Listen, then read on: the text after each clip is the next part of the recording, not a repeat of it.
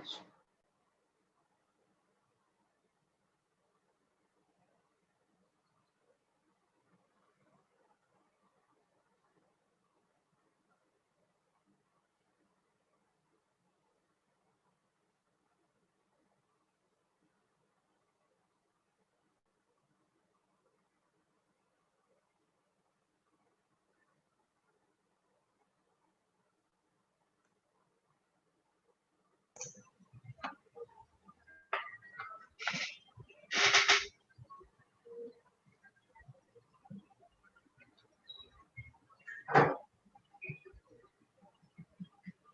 Yeah.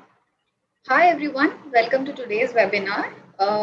We shall start in 5 minutes. Let's wait for participants to join.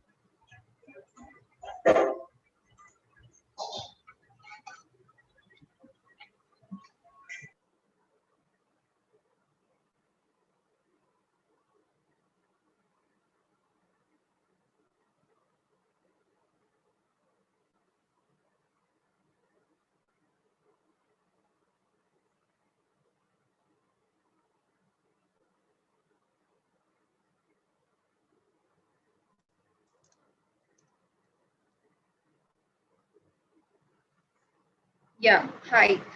So a warm welcome to everyone who has joined us today in today's webinar. So yeah, let's give a quick introduction about ourselves. This session is powered by DigiGrad, which is the Training Institute powered by Social Beat. It was started around 2012. We've been one of the leading digital marketing solutions since 2012. Yeah.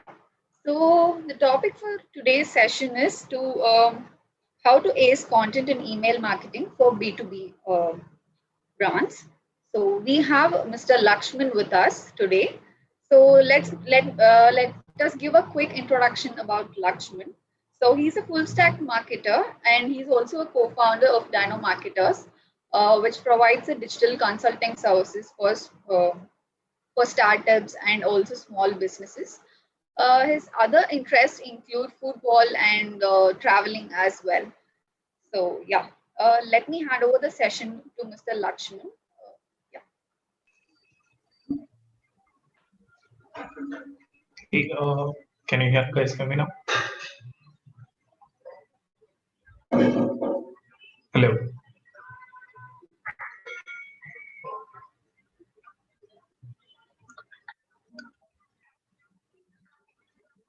Okay, I think I couldn't hear up now.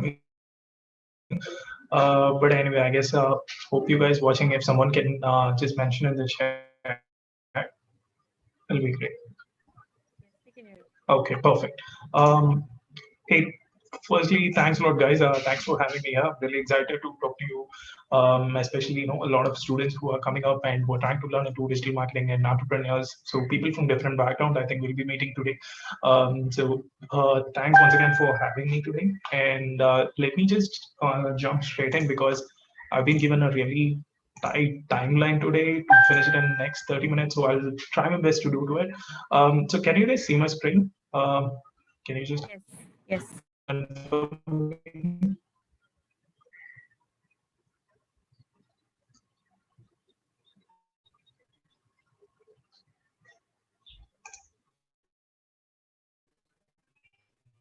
Yes, we can see.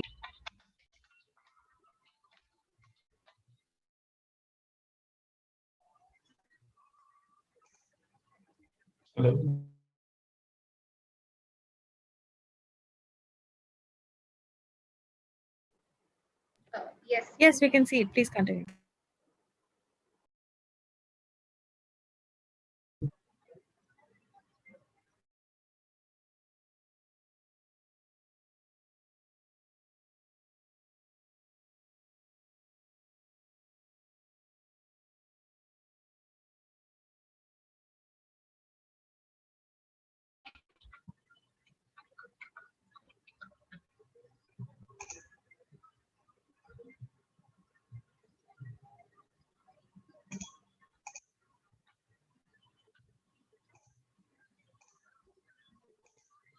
Okay, so finally we are in.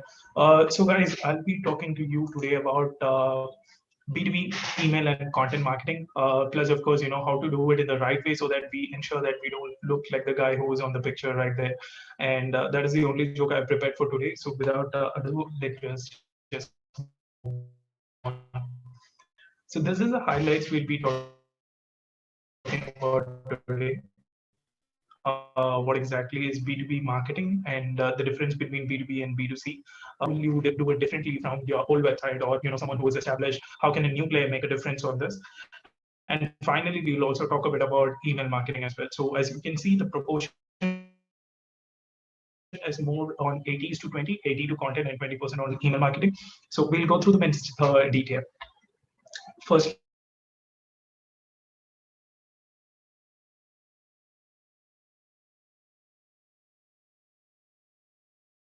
will absorb even in the previous cases wherein we are doing billboard advertising, TV commercials,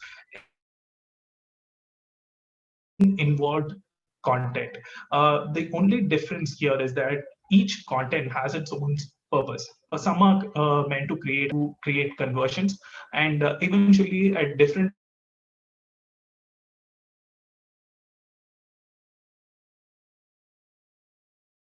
points of time, help the user or the end buyer as well.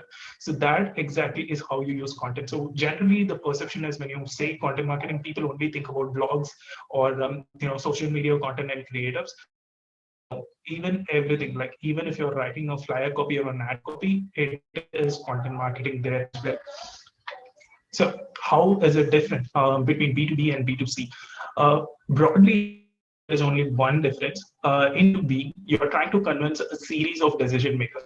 There is no one person who is doing the purchase when it comes to B2B. For example, if you are selling, a shoe probably, or if you're having a cafe, you just have to convince just one guy. I myself, I'm gonna make the decision whether I'm gonna buy this product or not. Whereas if at all I'm selling a CR, it is a business product, then the case is different. I need to convince the customer or not. Okay.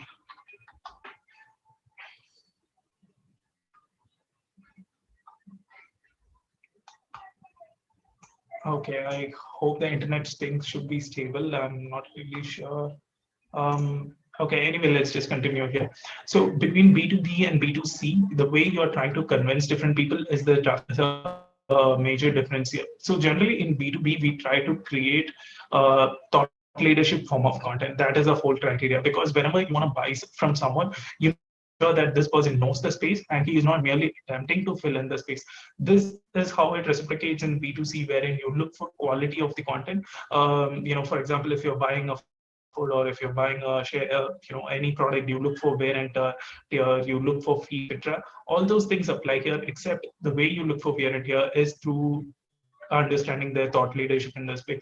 So the goal primarily, the difference is you are trying to create a thought leadership in B2B space, whereas in B2C, thought leadership is not the key differentiator, whereas the other parameters comes majorly into play. And then even within B2B, there are again two different types. One is a service-based and there is product-based companies. Now, service-based companies are the ones which offer um, custom deliverables. For example, between Social Beat and DigiGrad, if you look at it, Social Beat is actually a service-based company. If you ask them for Facebook marketing or even within Facebook marketing for Facebook advertising, they'll give you a quote for the same, and you can opt in only for that service. Whereas in terms of product-based company, which is DigiGrad, there is a course included in that, and there is a fee which you need to pay for this course, and you buy only that. You need more, you can have it. You need less, you can't have it. There is just one deliverable which you have to pay, and you have to get it.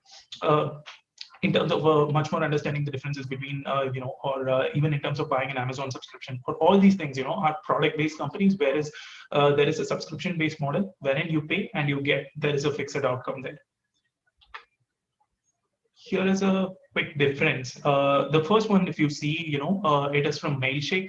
Mailshake is a product which is an email sending tool, for those of you who don't know. And if you look at the footer here, the first snapshot is the footer from Mailshake, and you can see how exactly have they categorized. For example, they go with the blog, and they have done some playbook works. They also have created an academy as well. Whereas they have also mentioned a lot of features about their product. So it is completely product driven. And then there is the third one, which is the comparison. For example, how does it compare with respect to different other tools in place? Because whenever people buy, they look for comparison as well. So this is how they have categorized their content marketing. Now, whereas if you look at the second example here, which is from a service-based company, Magento is a software which is primarily used for creating e-commerce platforms. Any e-commerce platforms or applications, if you use, it's something similar to Shopify. Now, if you look at Magento, these guys are not from Magento, but they offer Magento development services. So if you look at the red lines here, they have mentioned different services they offer as the keyword. Now, there would be no comparison between this agency and that agency. They can't go head to head on that as a sense. But whereas they can always say, what are the different services which we offer, turn them into keywords, and then create different landing pages there. Now, landing pages are something which are similar to whatever keywords you use. For example, Magento Developer USA is a search term which people use, and they use it as the title in order to create a page around the same. So this is how the service model operates, and the above one is the example how the product variation operates in terms of content marketing. Okay, now comes a major question. How do you create such content, right? Even though they are like two different worlds, but still the creation or the process flow is pretty much the same. Now, I could have written create, publish, and promote, but then it just looks better with the 3 P's in place. So I just put it as produce, publish, and promote. Producing content is something you guys are aware of. Basically, it's just content ideation and creation. And then between publish and promote, there is a quick difference because many people publish, very less people promote the content. Just posting it on, your social handles doesn't mean you have, promoted the content. There are still other things which you need to do, and we'll cover them in detail when we see through them one by one as well. Okay, let's start with producing content. Okay, the most cliche line, which you would hear from everyone is, don't write for search engines, write for your users. It is important to take your users into consideration. And the reason why I say this is because when you're creating a new website, especially, you will not have a huge share of traffic from the social engine right away. You would have a lot of traffic from other channels. For example, some of your referrals might do from your social media, you might get traffic, and then some of your peers might refer more people into your website. So this is how you're going to get the traffic. So always ensure that these people who are coming to read your articles in the initial days, they find the value right then and there. You don't have to write for the search engine, dump in all the keywords, and then make it elaborate. Now, secondly, when they come in, these referral traffic, when they come in, you get the opportunity to wow these readers as well. Now, how do you do that? Clickbait titles, please don't do it. They are like out of scope today. They don't work anymore. People are smart enough to understand, 12 things you should be aware of, 5 things, these are like, sixth one is something you can't miss. These things don't work anymore. People are smart. They understand it better. Instead, try to be more realistic and just tell them, hey, this is what I'm just going to convey, in this particular material. And if they like it, they would read it.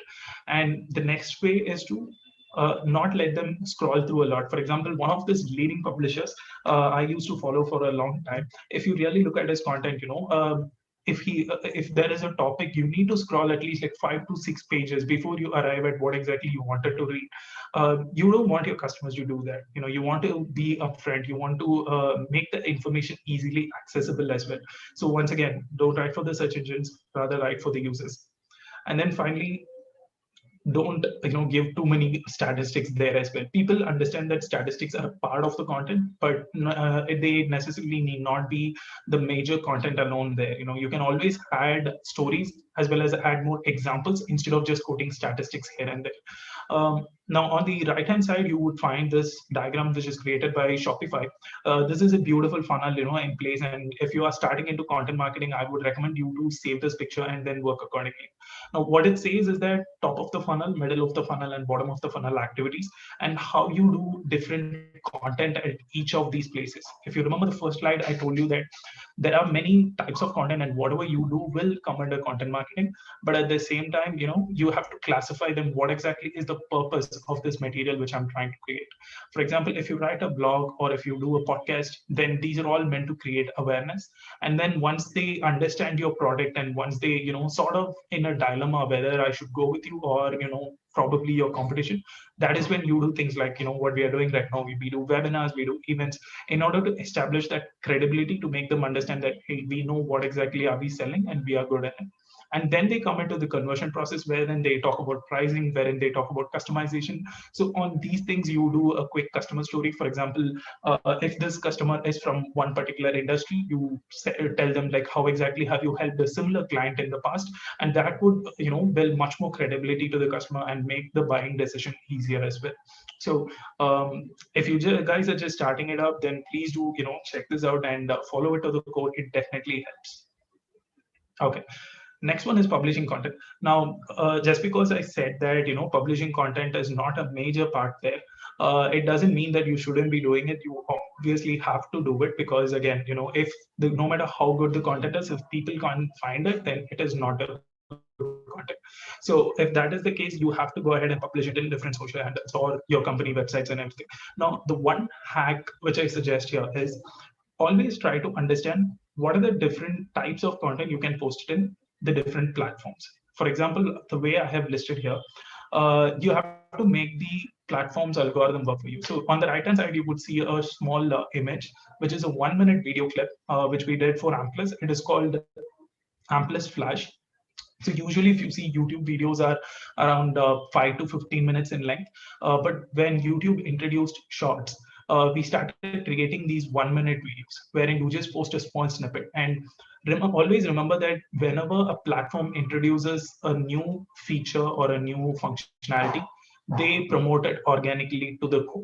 So you have to be keen on what exactly each platform is doing at that point of time. If there is for example, LinkedIn recently added stories, and Instagram, if it is between Reels and IGTV, and in YouTube, it is YouTube Shorts right now. People don't have to subscribe for these content, but they just throw it in front of you, and the platform helps you to promote these kind of content. So if you understand what exactly is happening there, or if you come across a new feature, then immediately try modifying your content to that particular format and then start posting it. So this is something which popped up in my feed when I was scrolling through my personal YouTube. All of a sudden I saw this and I was surprised to see that YouTube has picked it up and it is recommending to people, similar to me as well. So always try to have an eye on what exactly each platform is introducing, and then try to take advantage of the same as well. The final one, it is called promotion. Now, I don't know if many of you have heard about this, but this is how, right now the content marketing is working. It is called, the hub and spoke strategy, or you can say, the pillar and cluster content. There are different ways to mention it. Now, the idea is that I will prepare one long form content under a very competitive topic. For example, right here, it is about workout routines, right? So I would prepare a detailed PDF, which is kind of like 5,000 words or something about workout routines. And then I would create multiple small blogs or articles, with respect to my pillar content. For example, workout routines to build lean muscle without weights, all these things. Or in other cases, for example, I write about 10, you can understand everything about email marketing there. And then I would write small articles like, different email templates, 5 mistakes you do, or how exactly you can win email marketing, something like that, the small articles. Now, once you do this, you need to link all your small articles back to your main article, which is basically internal linking. If you can understand SEO, you would get this as well. Basically, you link your primary article from your seed article. Um, by this, you help your main article, which is the pillar content, to rank easier on Google. Now, this is one way of doing it, basically using internal linking and a different content structure to help your articles rank higher and faster as well. This is a proven method, guys. We have tested this out, and it helps your articles to rank very quickly on Google as well. Now, secondly, you have to go ahead and promote these content on different third-party forums. For example, if someone is asking a question regarding workout routines on Quora, go ahead, answer them, and make sure it is a relevant question, relevant answer, and then link it there. And then you can, probably publish some of these in guest blogs as some other website.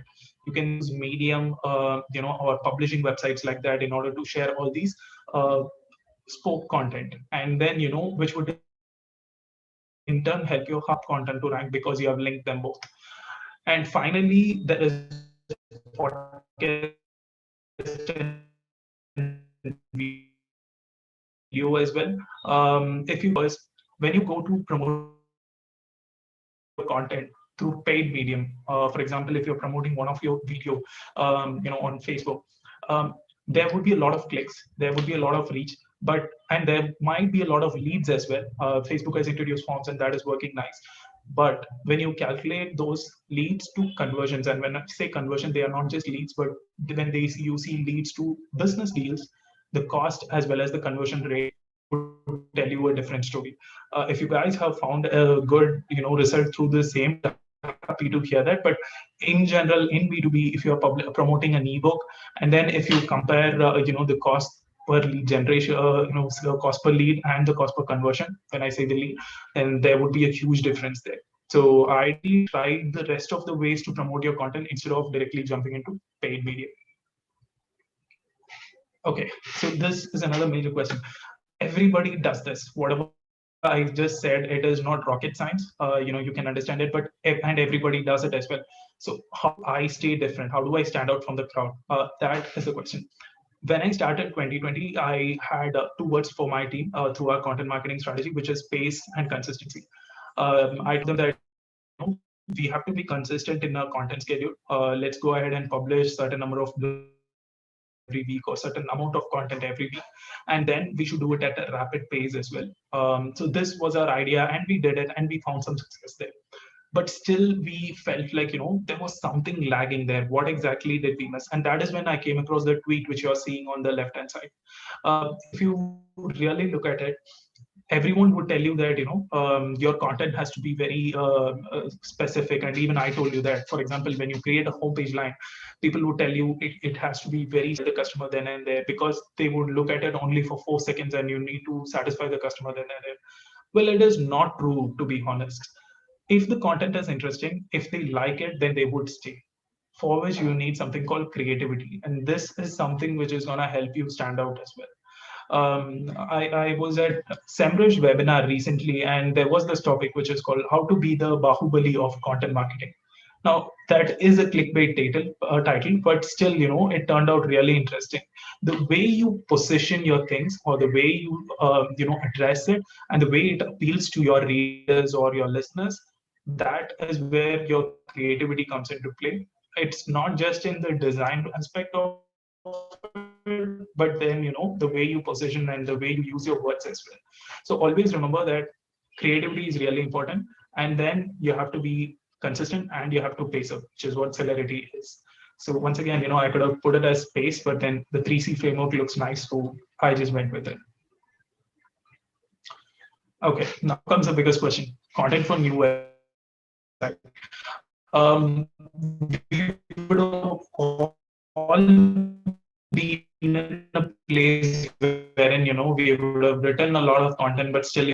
So if you're starting a brand new website, I have this idea for you which you can try in order to get some initial traffic. I wouldn't say this is going to blow up your incoming visitors, but then initially, to get some traction in a short amount of time, you can always use this method. Number one, you have to go for load search volume keywords. There is this tool called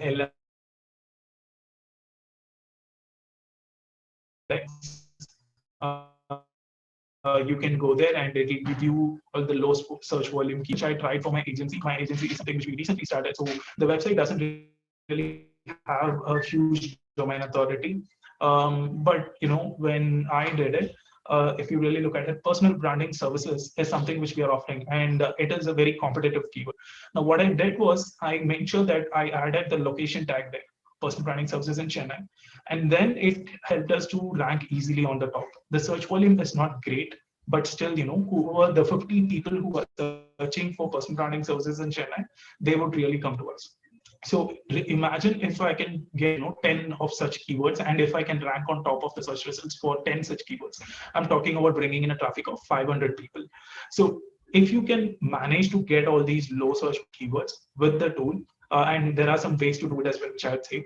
And then if you use it effectively on your content, for example, the second screenshot, less expensive tools 2020. Once again, we are ranking on page one, not, but there is backlink code, there is Neil Patel, and then there is Dino Marketers, which is a huge thing for us. But still, we managed to rank in page one. So pick these low search volume keywords and try to use it on your content. And then, you can go with location-based keywords, like I just said. And then finally, turn your customer requirements into keywords. For example, if at all you get one of your customer who is asking for one as a search term, because he would have used for it. For example, you have a website on WordPress, and if you want to convert it into a different platform, let's say you need to convert it into Wix or some other platform, then you would say, I need from WordPress to Wix migration. This would be the search term that they would be using, and use these kind of terms as well, because they would not have a lot of search volume, but still you can dominate it. Then you would get initial traction pretty easily. Okay. Now we have content repurposing, which is another important aspect. So this is something which we develop on the left hand side using. As a marketer, one of our key goal is to make sure that the user stops scrolling. For most of us, the first impact of brand awareness would be through social media, which means people would be scrolling through their social media, feed, and if they come across something interesting, they would stop there and they would read it. So with respect to the different channels, and with respect to different time spent on each post, you have to categorize what are the different types of content you need to create. If you think about something, I would recommend you to think it in this way. Just copy this thing and then see wherever this would apply. For example, I'm talking about this webinar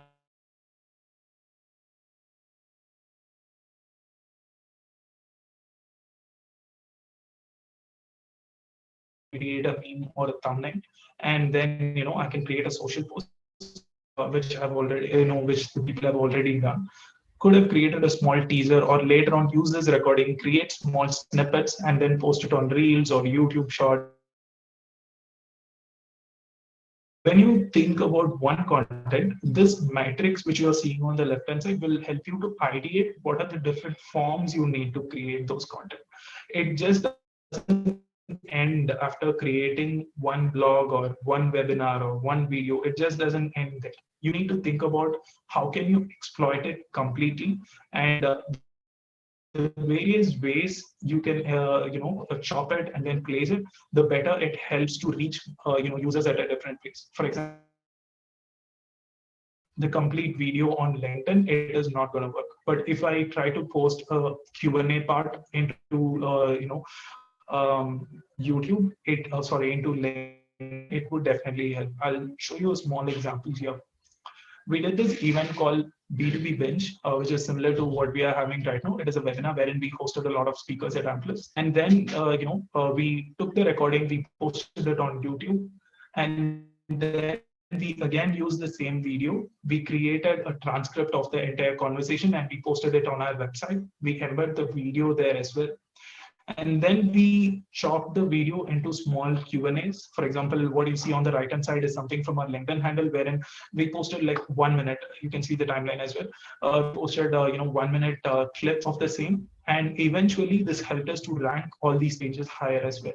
So what I'm telling you is that by doing just one webinar, I've managed to capitalize on Google search engine traffic. I've managed to leverage my social media audience, and plus, of course, YouTube audience as well. So when you think about creating one content, always think about repurposing this, refer to the matrix, and so our main goal, which we have as content marketer, is making the user to stop scrolling or and take action as well, subscribe to your complete company. So how do we do that? You need to have a good email marketing strategy in place. Now, with email marketing, like I said, we have covered 20% because I haven't gone into the technicalities of email marketing, wherein how do you set up, your domain, DMARC, SPF records and everything. Those are like the technical part. Let's again touch base on what are some of the good practices you do, and how can you, and some of the tools which I personally use to do my email marketing, and how can you win it. Okay. So firstly, there are two types of emails in B2B. Number one is a regular newsletter, and this is classified based on the opt-in list versus the cold email thing. Opt-in list is something wherein people have subscribed to your company or through your social feed. They have agreed to receive information from you, and you send them newsletters, or you send them onboarding emails, and you send them some promotional emails later on. All these things are like opt-in list emails. So this is one separate category. The second category is cold email. Now, this is not just used in B2B, it is sometimes used in B2C as well. And to some extent, it is even used by students or professionals who are looking for job. Today, they just go and search for the recruiter's email ID and they just write it in email. Basically, these people haven't subscribed for your email, but you still go ahead and send them. Now, remember, cold emails and spam emails are two different things. Not every cold email can be spam. Okay. Um, and anyone who is into B2B sales would understand this much better as well. So cold emails, you source your contacts online from publicly available directories, or you use a vendor like Amplice to purchase it. And then, you should be outbound. It's not spammy, of course. And the major difference in terms of content between these two emails are, in terms of opt-in list, you try to add more value. You basically try and give more value. Instead of cold email, you try to stay short. It's very simple. It's to the point, and you just say what exactly am I trying to say, because this person has not subscribed to you, so you have very little time before they delete your email or they just move on to a different email. So you have to convey in the shortest possible span and then get away with it. So these are two examples. On the one on the left, you see is a HTML newsletter. I believe everyone would have received something like this. Sometimes cold emails also come in HTML, but I generally don't recommend that. And on the right-hand side, you see a sample cold email. The difference is that it is a plain text email, no images, no fancy text, no different colors. It is very simple. The reason is because cold emails, there is something called deliverability. There would be domain firewall settings, which means your email might not be delivered if at all the company email ID has some stringent policies. So if those are in places, then the email, if you have a lot of images, if you have a lot of external links, then there is a chance that the email, the ISP would take that this is a spam email which is going, and they themselves would block it or send it to junk spam. So to avoid that, when you're sending a cold email, try to add very less links, probably one, which could be your calendar, and definitely don't add any images, which is not at all advisable.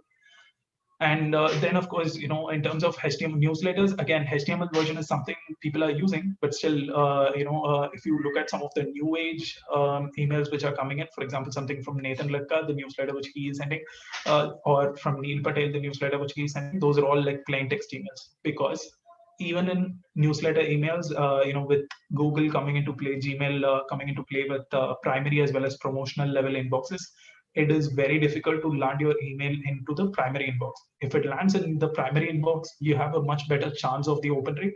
If it lands in promotions, then yes, you have a very small chance of open rates and click-throughs. So again, try to minimize the link, pictures, everything, so that you have a better probability of landing into the primary version of the inbox. Okay. So then you need to look into three main criteria or three main KPIs during your email marketing. Just forget all the rest. You have to stick on to these three things, which you should look for. Number one is, the deliverability, which means I've sent my email 1,000 contacts, how many did it get delivered, which means how many emails have been successfully landed on the inbox. It could be junk or spam, but still, it landed in the inbox. And some of them would have bounced back, which means they are undeliverable. It's because of two reasons. One is called hard bounce, which means the email ID basically did not exist. The person would have used a fake email ID to register, or they might have deleted the account now. Or it could be a soft bounce, which means their inbox is full or they are not reachable, something like that, and then it comes back. So at any point, you should look for 90% delivery rate. And if it is going to be an opt-in list, then yes, you need to look for a higher ratio there as well. And if at all it is not working, then I definitely suggest you to go back and check your list. If you have bought it from a vendor, then go back and check with them. Ask them to verify the email list, for which they would be sending a simple email from their end for all your cold email campaigns, and then they would say this has a so and so deliverability date, and then they give it to you. And then what you have to look into is open rate. Open rate, again, the industry norm is around 20 to 60%. Now, 20 being for your newsletter campaigns, which is the opt-in list, and 60% for your cold email campaigns. Because generally, cold email campaigns, you don't send it to their Gmail IDs, you send it to their official email IDs. So you do expect a higher open percentage on cold email. But anything between 30 to 50 is always a good number to look at. If at all the open rate is less, definitely go back and check the subject. Your subject line, I'll recommend a tool as well, which you can use. And there are some of the formalities. Basically, it should be short and simple, not very long, so that it gets hidden. The first 3 words or 4 words is what you are trying to convey. Basically, write a good subject line so that your open rate is going to improve. And then finally comes click-through rate, which again you should be looking for 2% to 10%. Now, click-through rate, this can be maybe booking your calendar, or probably they need to reply back to you, or they need to read one of your blog or article. It could be any of these things. But then, with your click-through rate, you should be looking at 2% to 10%. Again, 2% for your opt-in list, and then 10% for your cold email campaign. Basically, what I'm saying is, if I send to 100 people, I'm expecting 10 people to come back and reply to me, or probably visit my calendar or something. So this is how the email marketing funnel works. For example, it starts with deliverability, and then how many people open, how many people clicked, and then there is one more point, which is how many people have converted after they have clicked. But then that comes under your segment. Okay. So I just have a couple of tools, and with that we'll do the Q&A. The first one is the subject line tester from CoSchedule, which you can use it. So all you have to do is enter your email subject line here, and then click on score, and it will give you the score for your subject line, and it will also suggest you the different ways that you can improve your subject line copy as well. And secondly, yeah, this is a gold mine, guys. Please mark it. It is called goodemailcopy.com. Here you will find the different emails which are sent by the leading brands across the world, especially if you're sending emails to your opt-in list, if you're sending a newsletter, or for example, there are different tags here: nurturing your audience, maintenance, asking for a product feedback, sending out a survey. There is a shutting down happening. For any of these things, you would find reference emails from all the leading brands in the world. So do check out goodemailcopy.com. If you are stumbling for some references, or if you are unsure how to put this down, then definitely this is something which you can use as well. So yeah, I think with that, we have come to the closure, and let's start the most important part right now. Hey, Abram, you're with me? Yes, yes. So yeah, Perfect. thank you so much for the insights that you've given us. Thank So you. I have a question from my side. So can you just tell me about the common misconceptions that are there in the content marketing? So it would be useful for the people who are starting out. Okay, so the first misconception I would point out is between quantity and quality. Now, this is a question which is often asked by people, wherein they say, how many times I should post in a week, and or should I just post one content which is like too good in a month? The answer is you should always have both. Never compromise one for the other. If you look at Gary Vee, he posts around like 20 content per day across different channels, and you have some of the popular content creators who post just one content in a week. Basically, they are just trying to set up the tone for their own audience, but at the same time they ensure that they are consistent in whatever quantity they set. their audience with, they are consistent throughout the period with that particular quantity. So you have to always manage your quantity and quality. And secondly, assumptions. So we basically try to read a lot of things, or you just come across a good case study, and then you prejudice certain things. You think that, okay, this is something which didn't work for them, it will not work for us. This is something which worked for them, so it will work for us as well. So this thing again doesn't work, because between a reader to reader, even in the same industry, they have different expectations, which means you always have to experiment before you conclude whether this works or not. That is the second one. And third and the most final one, I know there are a lot of entrepreneurs who will be listening to this as well, and this is especially for them. Don't always look to sell your product. Like if you're creating a content, it doesn't necessarily have to be about your product or your service all the time. It can be informational as well. Maybe you can put in your product or service very subtly, in one place or the other, but generally try to be more insightful. I suggest a 3:1 mix, wherein 3 content, something on more insightful things, and then just 1 content which is selling your content. For example, this webinar is a good example. This is completely insightful. We are not selling anything from DigiGrad or something, but maybe we might add a slide at the end selling what exactly DigiGrad does. But then you try to add more value and then sell very less. That again works. Thank you so much. We have one question from the YouTube viewer. Like, Okay. he's asking that his outbound cold mails are going to the spam folder. So how to make it end up in the inbox? On call emails. Oh, okay. So firstly, you need to check your domain spam score. I think you would have sent your email to a lot of unverified accounts, which means, so basically every internet service provider, they try to maintain your spam score record, and the more your emails are delivered to spam, or the more the hard bounces, then definitely that will take a hit on your delivery rate. So take a look at your spam score and then check which service provider you're using. For example, if it is something like Amazon services, then yes, they have a better deliverability rate. If you have a different third-party vendor to send your emails, then yes, they don't have a higher deliverability rate as well. So check your spam score, and all your SPF records and everything. That will help you to understand where exactly you went wrong. And next time when you send email, make sure you verify the list before you send it. So that will help. Okay, understood. So there's one more question from my side. So with regards to this pandemic situation, how can B2B Mhm. marketers use this situation and develop themselves with regards to email marketing? Okay. With regards to email in pandemic, okay. So first thing, once again, I would go circle back to my previous point, wherein you have to be more insightful. Instead of just going like just again once again being salesy, you have to be more either insightful, or you have to be a bit more how do you say, empathetic. So that is a common notion. Now again, people have started crossing, because I kind of feel that we are a bit far away from the pandemic situation. People are open, businesses are open, so they are ready to accept whatever is happening right now, and then move ahead. So things are getting back to normal. But if at all you are sending to someone who from a region wherein they are facing still some effects of the pandemic, I would recommend, if you're sending a cold email, be more empathetic in your email.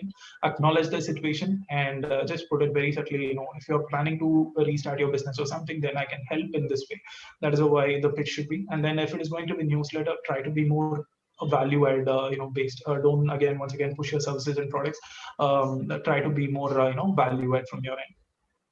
Yeah, thank you so much. Yeah, I request the participants to fill in the form that will be in the comment section, so we'll understand your feedback regarding the session. Yeah. Thank you so much, Lakshman. Hey, thank you guys. Thanks a lot for having me. Hope to see you soon. Bye. Yeah, thank you.